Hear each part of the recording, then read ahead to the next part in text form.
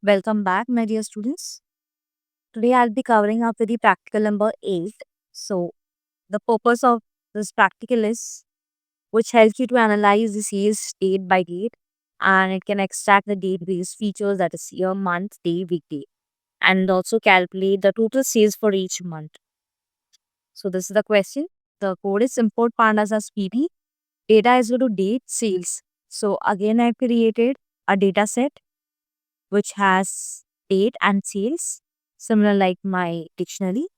Next, df is equal to pd dot data frame data. Df date is equal to pd dot to underscore date time df date. So what does it do is basically it helps you to know, understand the date which is being specified will help you to convert into string format. The date which is written in the string format will convert into date time format. So we can extract the year, month, and etc. Next, df year is equal to df date dot dt dot year. It stores the year of each date. Next, we have df month, df date dot dt dot month, which help me to store the month number. And then we have df day is equal to df date dt dot day, which stores the day of month. We have df weekday is equal to df date dt dot day underscore name, which help me to store the name of the weekday, that is Monday, Tuesday, etc.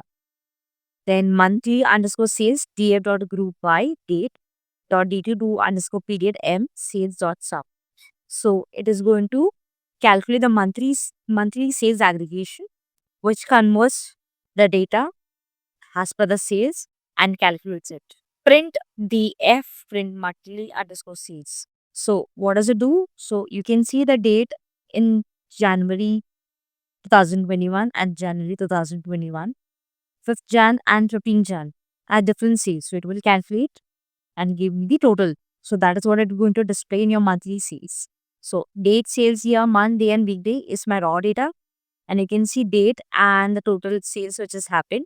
So based on January 5 and January 50, that is 1200 plus 1500 gives me 2700. Similar with all other dates. I hope you all have understood. Thank you.